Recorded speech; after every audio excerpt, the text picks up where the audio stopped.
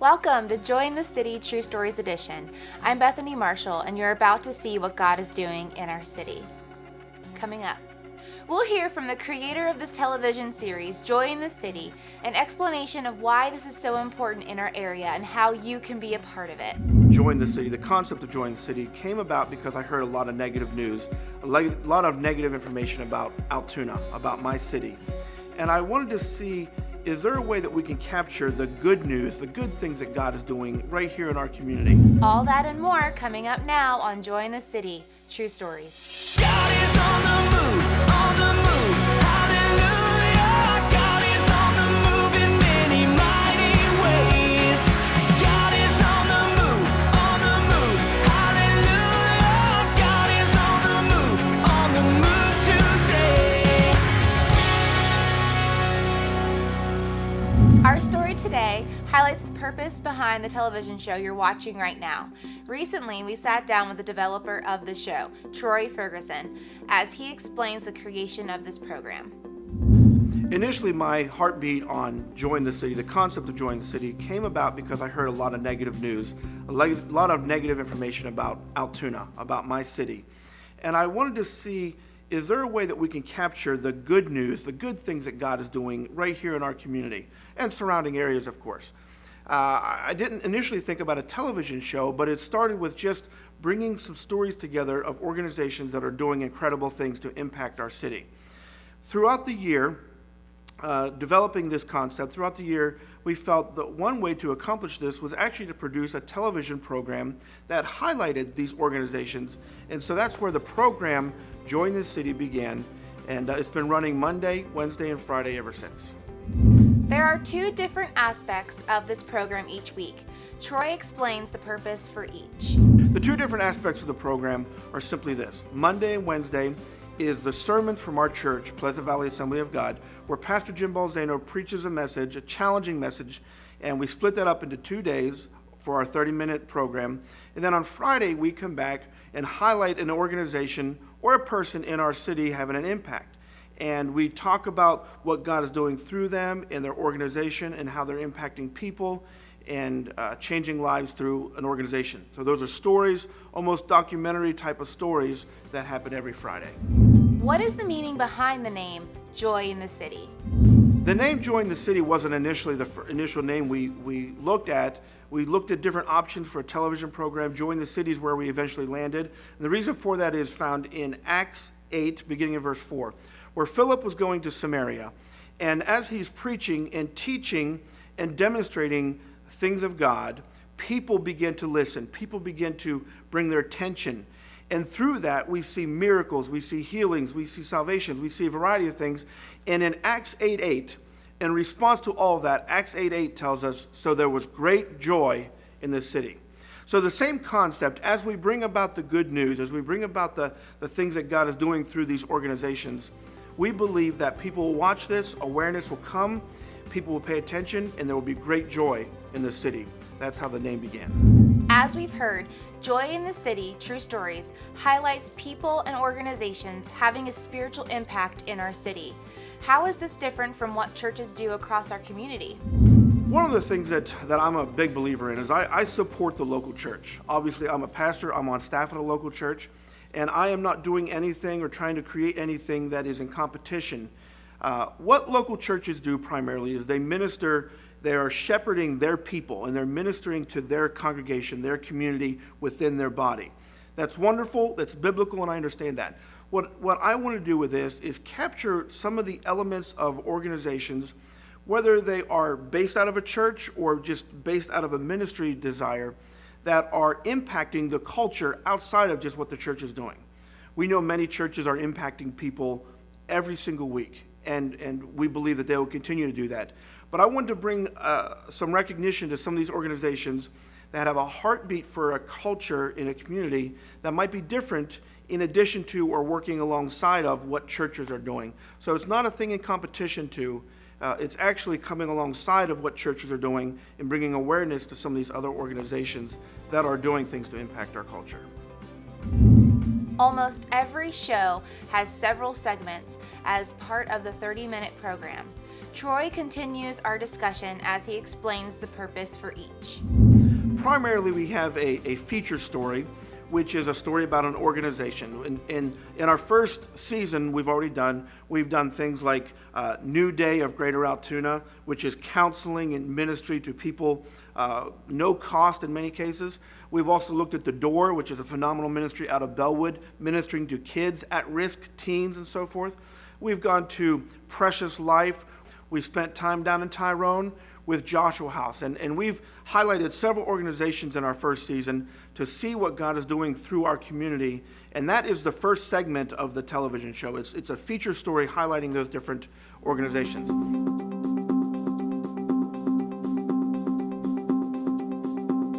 I think the focus of Day One being that they're trying to bring about the healing that Christ offers is one of the things that sets it apart. I don't think every ministry wants that, but the fact that Day One can be dedicated to that and that is their focus is an awesome resource. Well, the foundation for us is our counseling, and we never turn anyone away. And in this day and age, when we see so many people suffering from depression, from all sorts of psychological issues that they come in the door with, and so many marital problems today, and addictions to all sorts of things across the spectrum. And they can't afford to go to often a licensed psychologist, or sometimes they may be able to afford that, but they want some a Christian perspective in their counseling. So we provide that, and that really is our foundation. We've done that for a long time. And so I realize that people need a lot of support to get through difficult situations, that maybe some of it was their own fault, get into addictions and that kind of thing. And so that's what Day One's all about. The Door was started as a place to get kids off the street after school.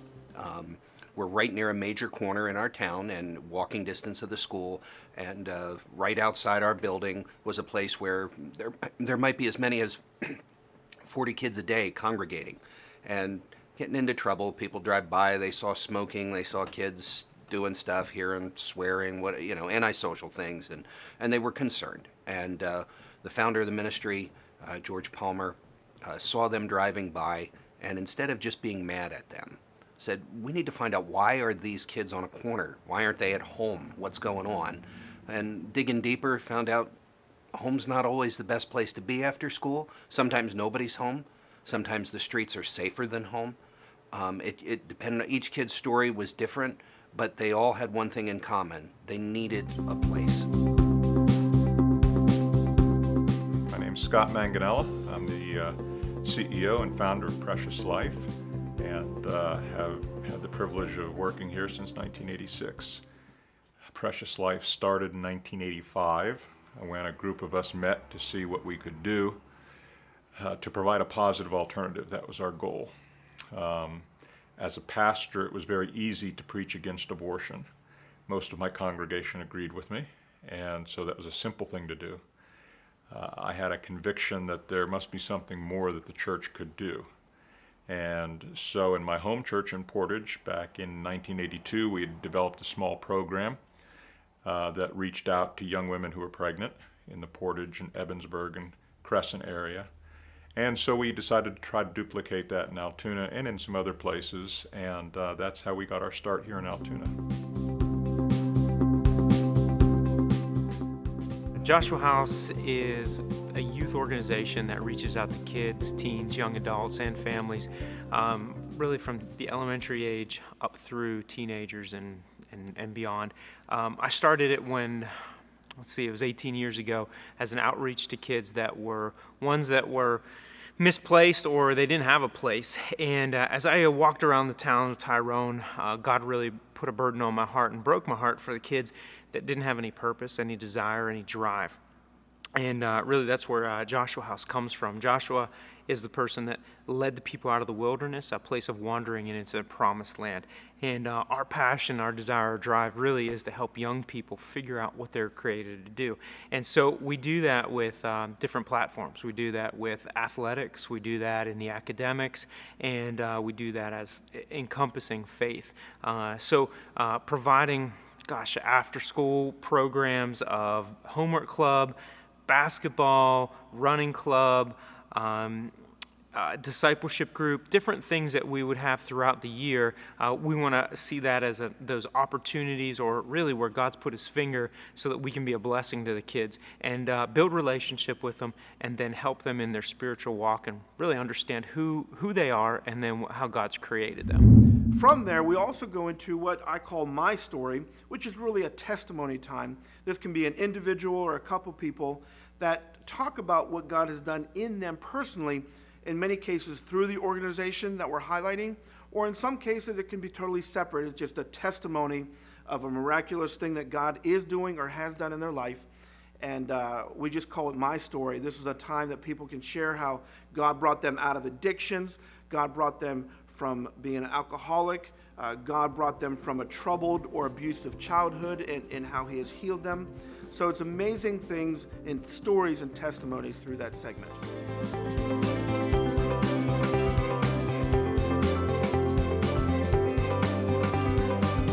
The scripture did apply to my life. I accomplished great endeavors after visiting Day One, with God leading and directing my steps through Sharon. I wrote and filed court petitions. I represented myself in a court of law. I established a corporation. I learned to hang drywall, and I ripped up flooring. So remember, when you enter through the doors at Day One, it's day one of the best and rest of your life. Just the first night, I was in tears because she just, plain and simple, told me how much God loved me, and I never really thought about that, and I really needed to hear that at that time.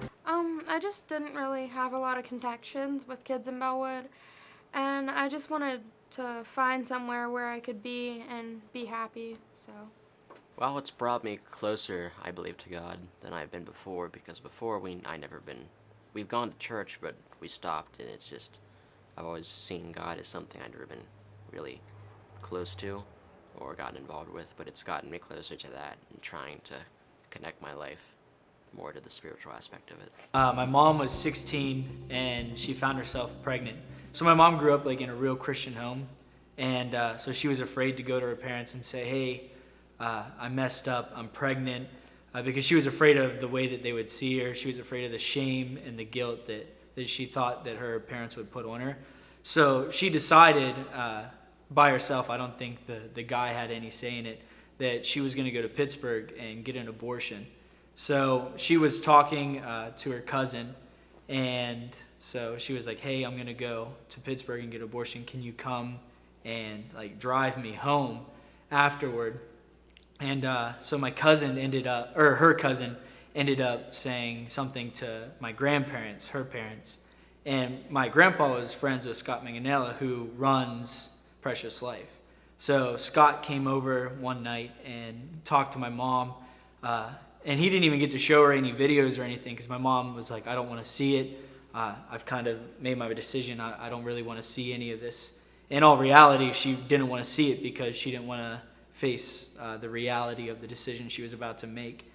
And Scott tells me to this day, he said, Trevor, I left that night. I left my friend's house thinking I'm going to quit ministry because I can't even help my friend and his daughter. So why would I even continue to do this? And so eventually my mom put off the appointment a week, and my grandpa called Scott and he said, hey, like she put it off a week, and they said, okay, good. So let's just kind of encourage her and say, let's not try to like force anything or make anything happen. And then eventually she just continued to put it off until it wasn't the decision anymore. The programs, they're like relatable for all kids, like in like elementary school to high school to middle school. It's just really great. The atmosphere is really like set well because like everyone's Christians there, like the workers are. It just, you can feel like you can relate to them. It just feels really good. It means a lot to me. I can get together with my friends, and it's just a positive way to get together with friends and enjoy myself. I love it. It relates to Christianity a lot, and because not a lot of places do that, and we have faith talks and stuff, do a lot of things, and that's probably my favorite part. Like somewhere to go after school, and it really helps. Why? Because it helps me like with my running and running club, and it helps me with my faith in God. I've loved about Joshua House because they make running club for you, so then you can get better at running instead of being home and being lazy and not get much exercise that you need to. Well, all the coaches are so encouraging. It's always a place that you can just feel comfortable with because everybody around you is encouraging. They're not going to judge you about who you are or what you like to do. And it's just kind of like a safe place that you can go out. Even if somebody's not being so nice to you at school, when you're there, it just feels like they're your second family.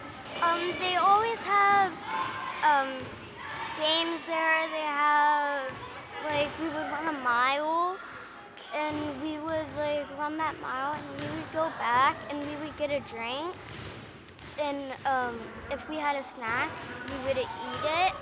All the after-school activities they do, I think that's kind of fun. I don't know, because it's just a fun place to hang out, and I like it. It definitely has brought me closer to God, especially with Compassion Commission, where we went down to Baltimore to serve for a week. That I really enjoyed that. It definitely brought me closer to God. The third section that we have is what I've titled Tough Topics, responding to tough topics. And we all have tough questions from time to time. We all have tough topics that we want addressed, things that we need addressed. And this is an opportunity that people can ask a question or bring up a tough topic that you may not hear a lot about from a pulpit in a church, or you don't hear about on television, but it's something that is many people are struggling with, some people are challenged with. One of the questions we as pastors get is whether something is right or wrong. Sometimes we want to know how close to wrong can I get without being wrong. We get questions like, is it wrong if I have a drink? Is it wrong if I smoke? Is it wrong if I get a tattoo?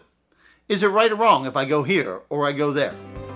Today's question is, how should we respond to problem children? In every ministry, you come up with the kid that's the problem, that you wish didn't show up every week at church because they just make your job tougher. They disrupt things. They don't listen. Or they're the invisible kid who just sits in the back and they never say anything, and they don't play the games, and they don't get involved.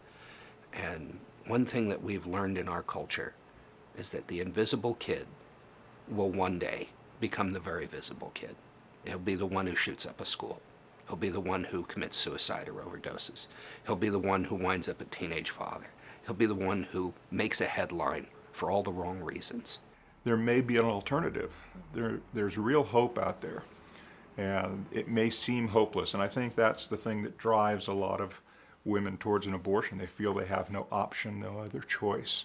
I don't know that people understand that it's okay to talk about abortion with a young girl. Doesn't mean you're condoning her having the abortion. That we need to love on them, just 100% love on them. I think that we need to tell them the truth about all what that encompasses. So those are three different aspects of it.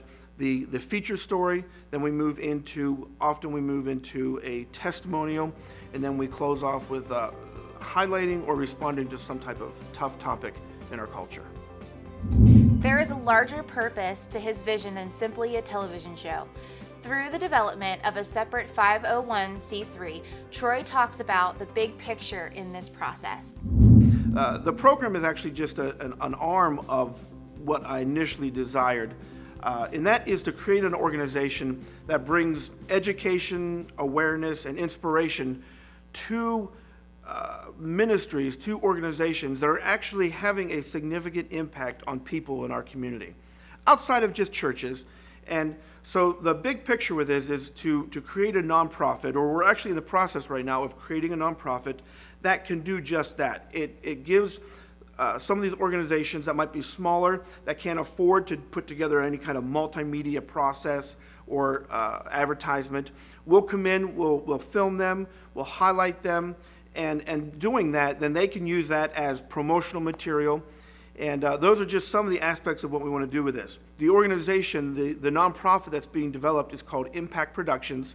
And what the concept is, it is simply a production company talking about and highlighting organizations that's having an impact on us in one way or another.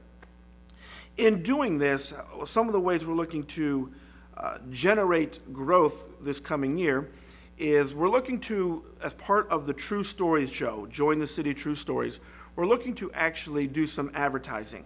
And people will be able to pay for commercials, pay for sponsorships and so forth, and that will actually generate some income, not so we can make money per se, it will just generate some funds that we can grow this, whether it be growth with equipment, growth with some staff. Right now, typically when we do a show, I go out and I shoot, I do the interviewing, and I do the filming, and I do the editing. I'd like to develop some staff to help out with that. So any kind of financial benefit we can have from advertising and commercials will be towards that. One thing I don't want to do is I don't want to go into a church and ask them to give me money, ask them to provide offerings and so forth, because there's many ministries that they're already giving to. And I don't want to do anything that's going to take away from that.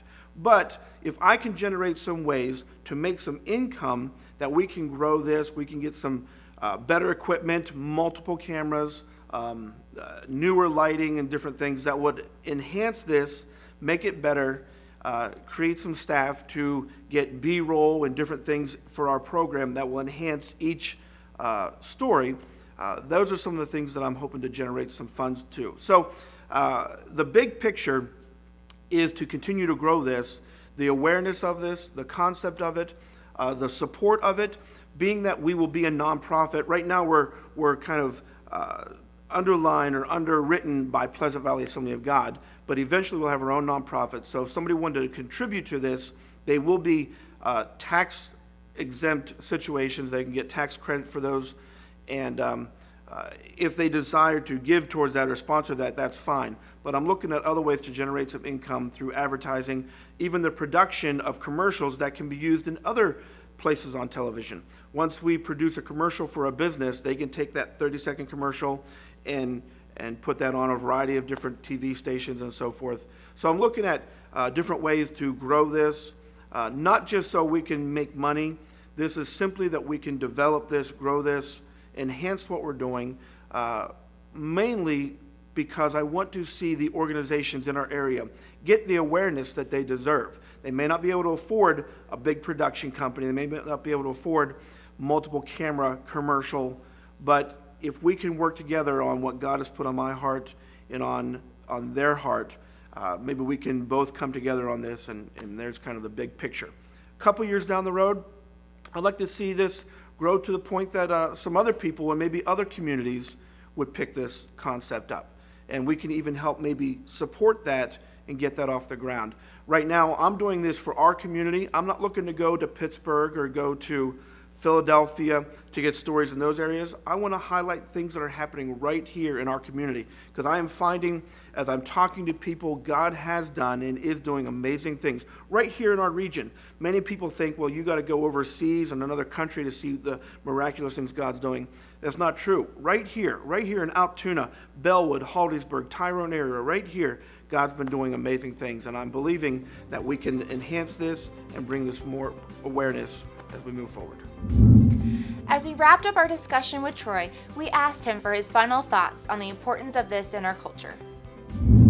The bottom line, the reason I feel this is important to our culture is I know people watch television, people watch YouTube, people watch videos now more than ever in history.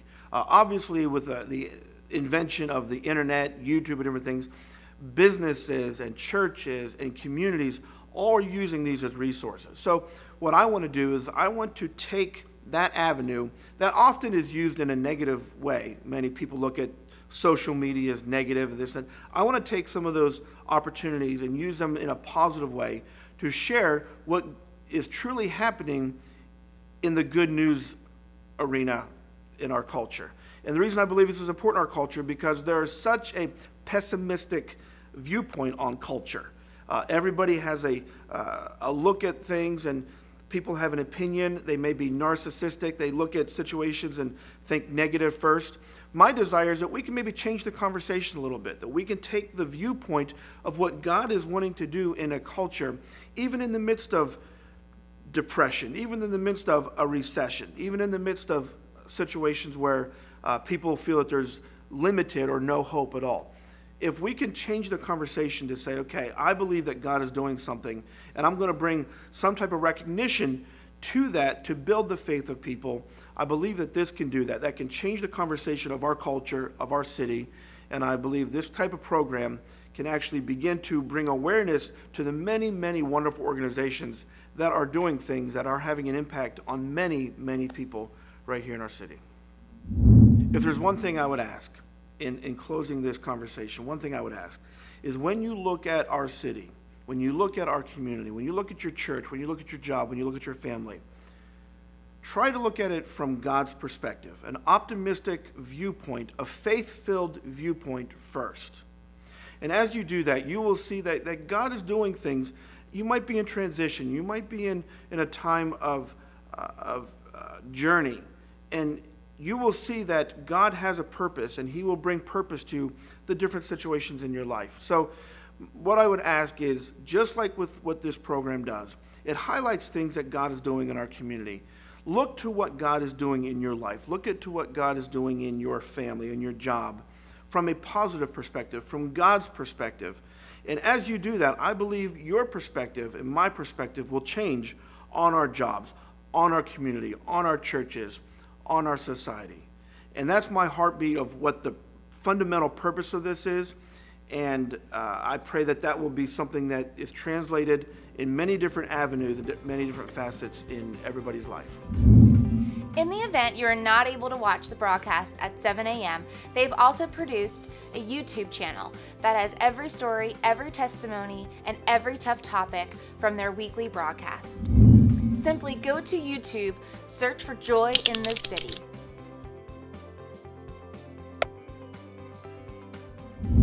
Now we want to hear from you. First, if you know of an organization having a spiritual impact in our community, we want to hear from you. Second, if you would be willing to tell your story in a form of a testimony, contact us. Lastly, if you have a tough topic or question you like a strong biblical response to, connect with our team by emailing our director at troy@joyinthecity.org, or you can contact him at the church office at 814-944-1948. That's all the time we have today. Thanks for watching Joy in the City True Stories.